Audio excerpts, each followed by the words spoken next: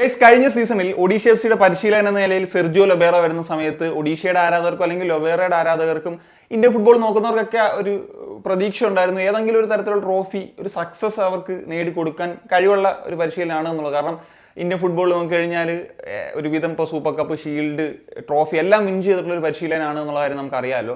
പക്ഷേ അദ്ദേഹത്തിന് അത് നേടിയെടുക്കാൻ സാധിച്ചിരുന്നില്ല. അപ്പം സൂപ്പർ കപ്പ് ഫൈനൽ പരാജയപ്പെടേണ്ടി വന്നു. ISL വരുമ്പം സെമി ഫൈനൽസിൽ ആദ്യ ലെഗിൽ ലീഡ് ചെയ്തിട്ടും പിന്നീട് രണ്ടാം ലെഗിൽ വീഴേണ്ട ഒരു അവസ്ഥയൊക്കെ വന്നിരുന്നു. എന്താണെങ്കിലും ഈ ഒരു സാഹചര്യത്തിൽ ഒഡീഷ FC അല്ലെങ്കിൽ സെർജിയോ ലൊബേറ അദ്ദേഹത്തിൻ്റെ ഏറ്റവും ഒരു പ്രിയപ്പെട്ട താരത്തെ എത്തിക്കുന്നു. മറ്റാരുമല്ല, ഹ്യൂഗോ ബോമസ്. ഇതിപ്പോൾ IFTWC ആണ് ഇത് റിപ്പോർട്ട് ചെയ്തിരിക്കുന്നത്. ഇപ്പോൾ നമുക്കറിയാം, നേരത്തെ തന്നെ റൂമേഴ്സും കാര്യങ്ങളൊക്കെ ഉണ്ടായിരുന്നു.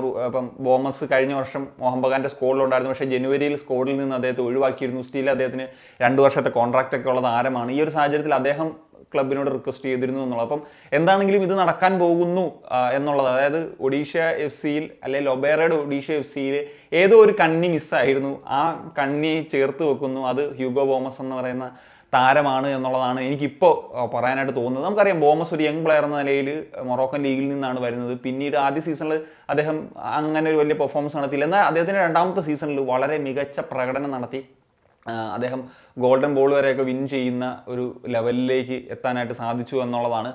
അതിനുശേഷം അദ്ദേഹം മുംബൈ സിറ്റി FC ഒരു റെക്കോർഡ് ട്രാൻസ്ഫറിനൊക്കെ പോയിരുന്നു. അവിടെയും അദ്ദേഹത്തിന് നല്ല പ്രകടനം നടത്താനായിട്ട് സാധിച്ചിരുന്നു. 10ന് മുകളിൽ ഗോൾ കോൺട്രിബ്യൂഷൻസ് ഉണ്ടായിരുന്നു. മാത്രമല്ല ആ സീസണിൽ ഷീൽഡും ട്രോഫിയൊക്കെ മുംബൈ സിറ്റി വിൻ ചെയ്തിരുന്നു. ആ ഒരു സീസൺ കഴിയുമ്പോഴത്തേക്കും മോഹൻ ബഗാൻ ഒരു റെക്കോർഡ് ട്രാൻസ്ഫർ ഫീ, ആ കൊടുത്ത റെക്കോർഡ് തന്നെ ബീറ്റ് ചെയ്തുകൊണ്ട് പോകുന്നു. ആദ്യമൊക്കെ അദ്ദേഹത്തിന് ബെറ്ററായിട്ട് കളിക്കാൻ സാധിച്ചു. പിന്നീട് ഒരു ഡൗൺ എന്നുള്ള ലെവലിലേക്ക് പോവുകയായിരുന്നു. അദ്ദേഹത്തിന് അഡാപ്റ്റ് ആകാത്ത പല പ്രശ്നങ്ങളൊക്കെ ഉണ്ടായിരുന്നു. എനിവേ, അദ്ദേഹത്തിന് നന്നായിട്ട് ഇന്ത്യയിൽ യൂസ് ചെയ്തിട്ടുള്ള അല്ലെങ്കിൽ ഇൻട്രൊഡ്യൂസ് ചെയ്തിട്ടുള്ള ഒരു കോച്ചാണ് സെർജിയോ ലൊബേറ എന്ന് പറയുന്നത്. അപ്പോൾ അദ്ദേഹം തന്നെ അദ്ദേഹത്തെ തിരിച്ചു വിളിക്കുന്നതെങ്കിൽ എന്താണെങ്കിലും വളരെ ഒരു എക്സൈറ്റ്മെൻറ്റോട് കൂടി നോക്കി കാണുന്നതാണ്. ബോമസ് ഒരു ISL ഇടയ്ക്കൊന്ന് മങ്ങിപ്പോയിട്ടുള്ള അദ്ദേഹത്തിൻ്റെ ഒരു പ്രഭാവം അത് തിരിച്ചു വരുമോ എന്നുള്ളത്. Anyway, that's it guys. അപ്പം നിങ്ങളുടെ ഒപ്പീനിയൻസ് ഉറപ്പാടും കമ്പോസ് ചെയ്യുമ്പോഴാണെങ്കിൽ സനി.